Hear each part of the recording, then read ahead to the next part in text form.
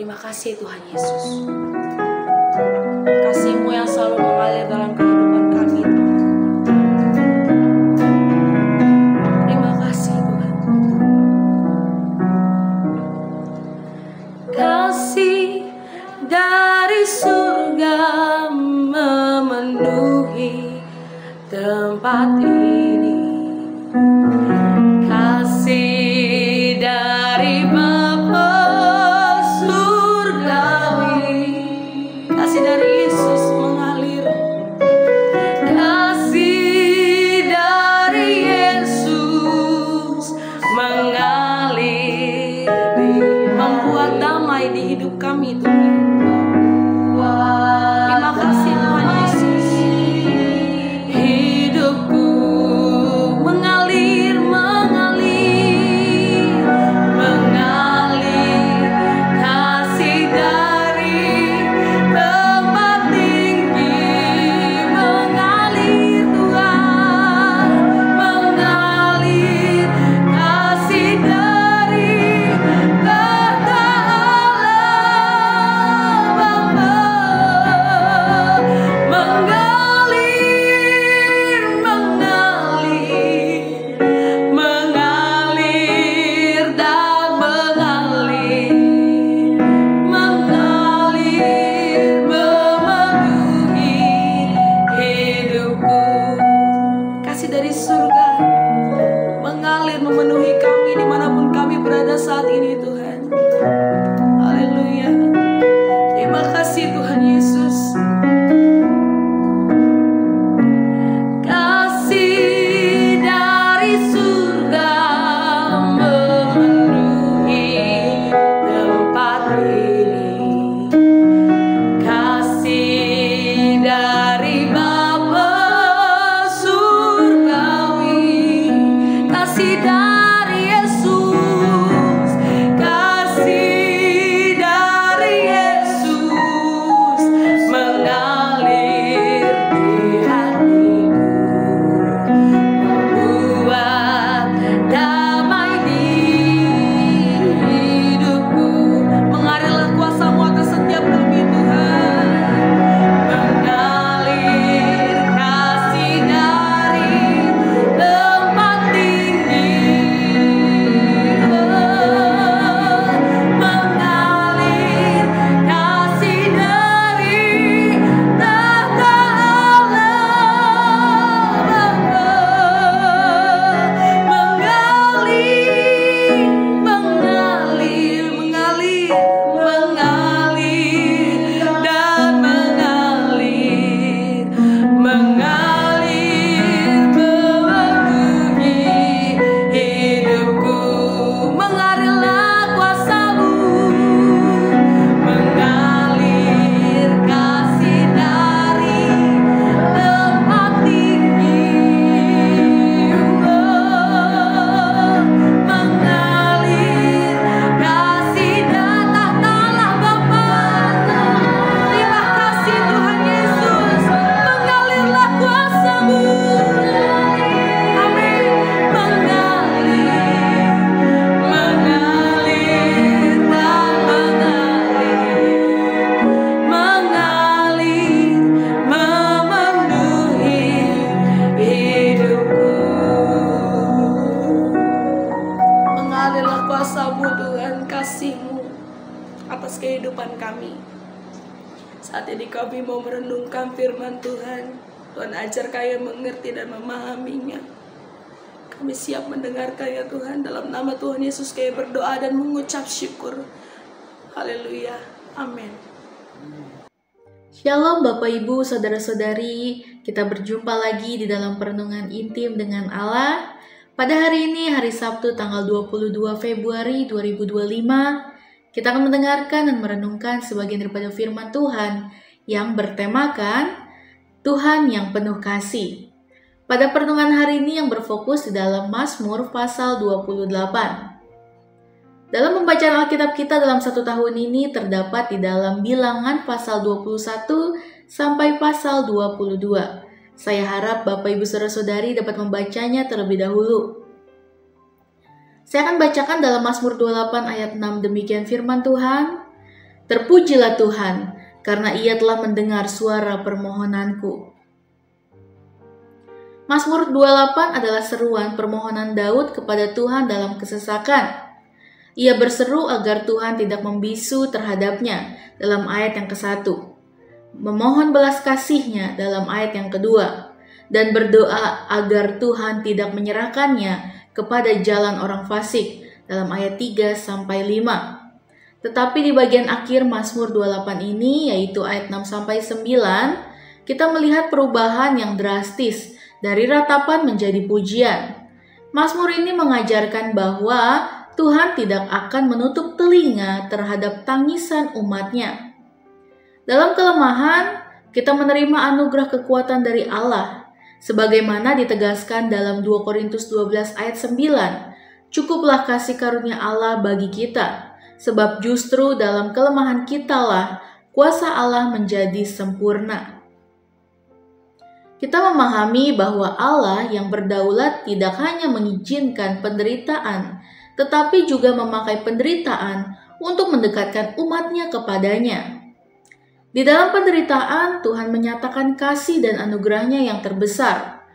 Oleh karena itu, Mazmur 28 mengajak kita untuk memahami bahwa Tuhan tidak hanya mendengar doa kita umat-Nya, tetapi juga bertindak dalam kasih dan kesetiaan-Nya untuk menolong kita. Penderitaan dan kelemahan manusia bukanlah tanda kegagalan iman, melainkan ruang di mana kasih dan kuasa Allah dinyatakan dengan sempurna. Mazmur 28 ditulis dalam konteks kehidupan Daud yang penuh pergumulan, baik secara pribadi maupun dalam menghadapi musuh-musuh yang mengancam. Dalam Mazmur ini, Daud mengungkapkan betapa beratnya beban yang ia tanggung.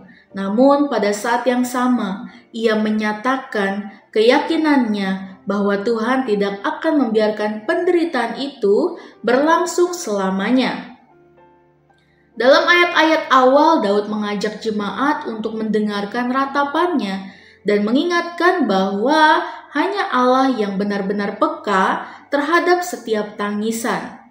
Hal ini merupakan perwujudan nyata dari prinsip soli deo gloria, yaitu kemuliaan hanya bagi Allah, di mana segala sesuatu, baik penderitaan maupun sukacita, diarahkan untuk memuliakan Tuhan. Daud, sebagai figur yang mewakili umat beriman, tidak menyembunyikan kelemahannya, tetapi justru mengungkapkannya sebagai medium di mana kasih setia Tuhan tampak nyata. Pada awal Mazmur 28, Daud berseru kepada Tuhan dengan permohonan penuh keputusasaan. Ia berkata, "Janganlah berdiam diri terhadap aku, sebab jika Engkau tetap membisu terhadap aku menjadi seperti orang yang turun ke dalam liang kubur." Dalam ayat yang pertama. Dalam kalimat ini terdapat kesadaran mendalam akan keterbatasan diri manusia dan kebutuhan akan intervensi Allah yang penuh kasih. Pengakuan atas kelemahan kita merupakan titik awal untuk kita dapat menerima kasih karunia. Daud menyadari bahwa keadilan dan kebaikan Tuhan diukur dari kasih setianya. Penderitaan dan keputusasaan yang dialaminya justru mengungkapkan kebutuhan yang mendalam akan kasih Allah. Setelah mengungkapkan ratapannya, Daud menegaskan keyakinannya bahwa Allah adalah tempat perlindungan yang aman bagi orang-orang yang percaya. Kasih karunia Allah tidak pernah gagal, meskipun manusia berada dalam keterbatasan dan kelemahan. Ungkapan akan kasih setia Allah yang muncul di tengah ratapan Daud menggambarkan hubungan pribadi antara pencipta dan ciptaan. Tuhan tidak sekedar sosok yang berkuasa, tetapi juga sebagai Bapa yang penuh kasih, yang mengerti dan merespon penderitaan umat-Nya. Dalam situasi kelemahan di mana manusia merasa terabaikan atau tersisih, kasih Allah menyatakan bahwa tidak ada satupun ratapan yang luput dari perhatiannya. Setiap kita adalah objek kasih karunia Allah yang mendalam, terlepas dari kejatuhan dan kelemahan kita. Setelah menyatakan ratapannya, Daud mengakui bahwa tangannya yang mengangkat penderitaan itu akan diangkat juga untuk menyampaikan pujian. Terpujilah Tuhan karena Ia telah mendengar suara permohonanku. Dalam ayat yang ke-6.